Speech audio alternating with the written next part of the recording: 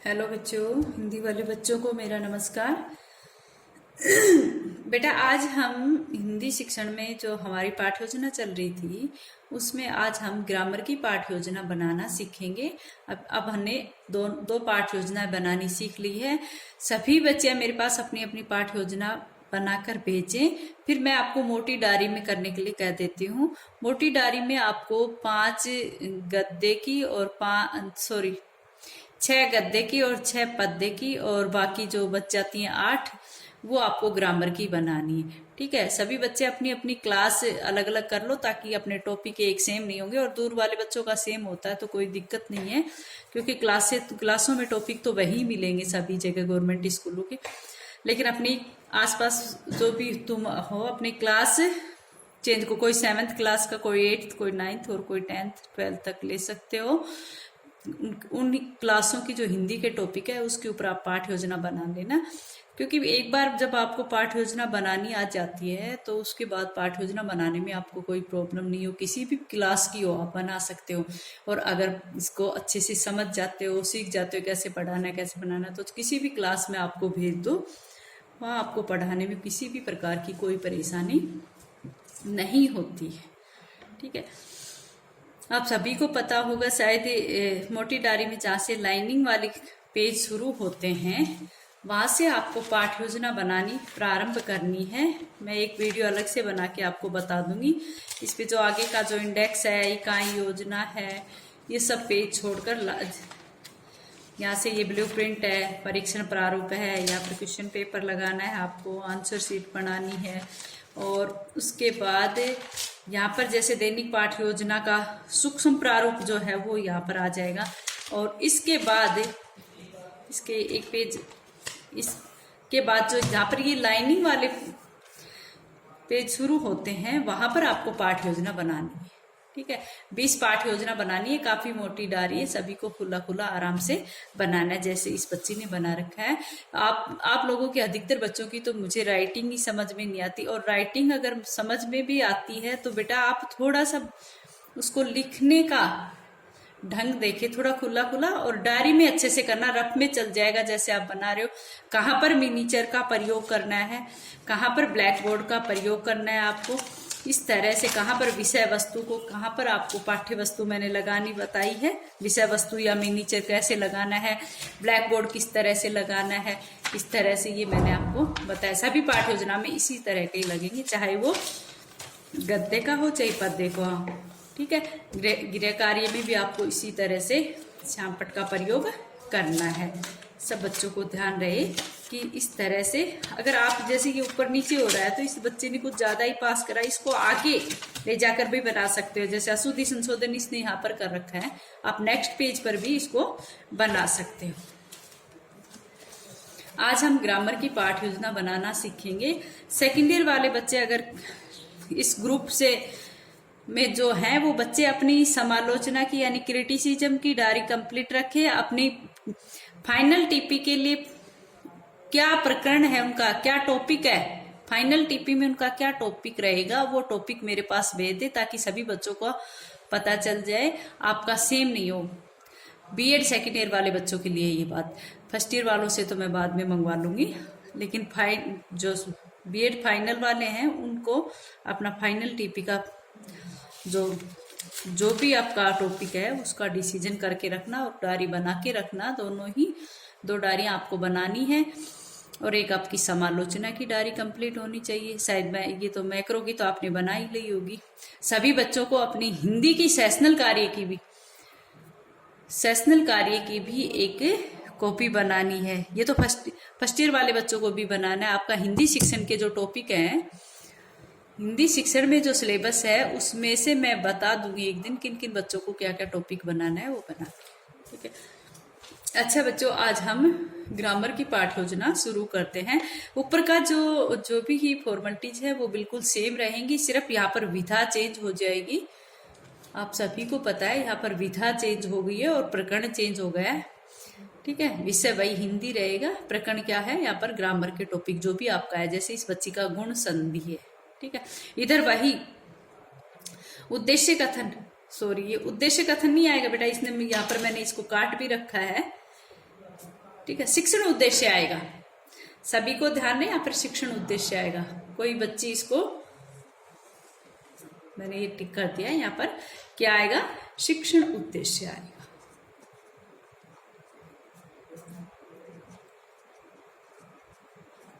शिक्षण के ही तो उद्देश्य है, ज्ञानात्मक, अभिव्यक्ति, अभिवृत्ति, अभिरुचि, अर्थग्रहण, और इधर आपको पता ही अपेक्षित व्यवहारगत परिवर्तन आएगा। ठीक है। इधर ज्ञानात्मक, सभी बच्चों को पाठ योजना कंठस्थ याद होनी जरूरी है, क्योंकि पेपर होते हैं तो पेपर में ये बनानी जरूरी रहती है कि किसी भी पाठ, ये भी आ सकता है कि गद्य की बनाओ, पद्य की बनाओ, ग्रामर की बनाओ, या फिर ये कह देते हैं कि कोई भी एक पाठ योजना बनाओ। तो आपको कई बार टॉपिक भी दे देते हैं कि छोटा जादूगर है, बचपन है, इसके ऊपर आप पाठ योजना बनाओ, पद्य का भी दे सकते हैं, या फिर कोई ग्रामर का टॉपिक। ऐसे छोटे क्वेश्चन में ये आ सकता है कि इसके ऊपर प्रस्तावना बनाओ, तो प्रस्तावना के 5 क्वेश्चन आपको बनाने आने चाहिए। और बड़े क्वेश्चन में पूरी पाठ योजना आती है। अगर आपने पाठ योजना सही बनानी आ गई है तो आपके 20 नंबर पूरे हैं।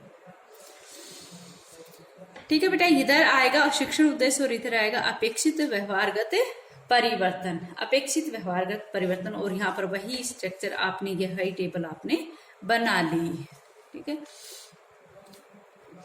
पहला है ज्ञानात्मक, और ज्ञानात्मक में नीचे क्या है, विषय वस्तु का ज्ञान कराना। और यहाँ पर आप क्या लिखोगे, विद्यार्थी संधि युक्त शब्दों का प्रत्यय स्मरण कर सकेंगे। यहाँ पर ये मत कर देना कि गुण संधि युक्त, सिर्फ विद्यार्थी संधि युक्त शब्दों का प्रत्यय स्मरण करेंगे। और दूसरी लाइन में वही बात, विद्यार्थी संधि युक्त शब्दों का प्रत्ययाभिज्ञान कर सकेंगे।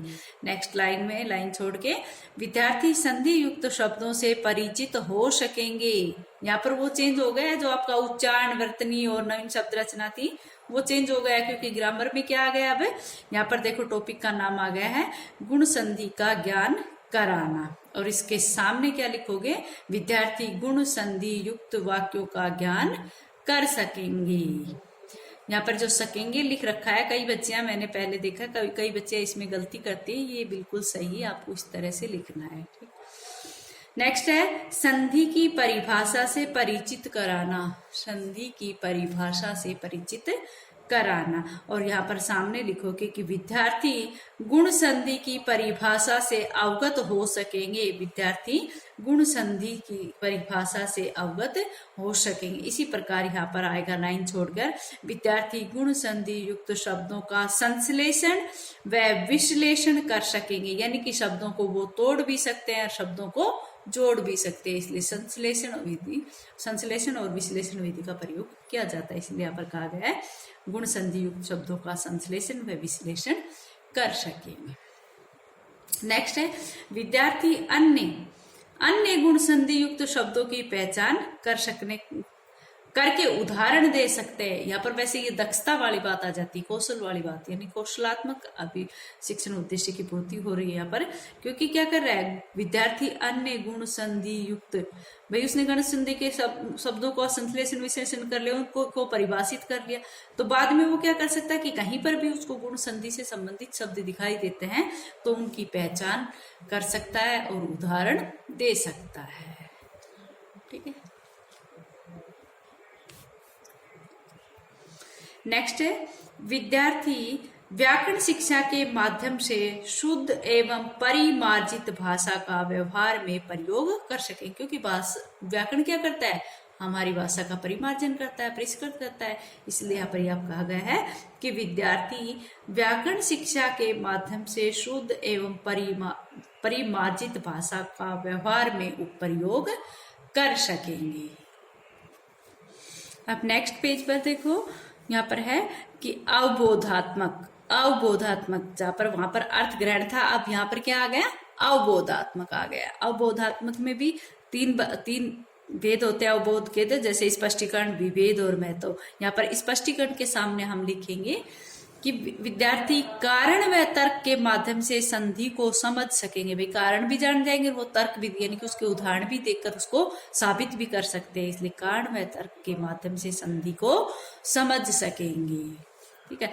नेक्स्ट है विभेद। विभेद के सामने, विभेद का मतलब क्या होता है? अंतर करना। यहाँ पर तो स्पष्ट कर सकता है, उदाहरण देकर या कारण बताकर किसी भी तरह से वो स्पष्ट कर सकता है। और यहाँ पर क्या करता है? विभेद यानी कि अंतर कर सकता है। विद्यार्थी संधि या समास, यहाँ पर संधि या समास आ गया क्योंकि संधि का टॉपिक है ना, तो यहाँ पर क्या आ जाएगा? संधि या समास। अगर आपका टॉपिक जैसे संज्ञा या सर्वनाम से संबंधित है तो आप वहां पर लिख सकते हो कि संज्ञा और सर्वनाम में विभेद कर सकता है। अगर विशेषण से संबंधित तो आप कह सकते हो कि विशेषण और विशेष्य से में अंतर स्पष्ट कर सकता है। इसी प्रकार से आप सभी शब्दों को यहाँ पर, यानी कि आपको सब जगह इन्हीं शब्दों का प्रयोग करोगे। अगर आपका यहाँ पर संधि शब्द, संज्ञा शब्द है तो यहाँ पर आप क्या करोगे कि विद्यार्थी कारण और तर्क के माध्यम से संधि को समझा सकेंगे और इसी प्रकार यहाँ पर संधि या समास में अंतर बता सकेंगे। जो बच्ची वीडियो देख रही है वो कभी भी गलती नहीं करती है, जो नहीं देखती है और जल्दी में रहती है वो बच्चियां गलती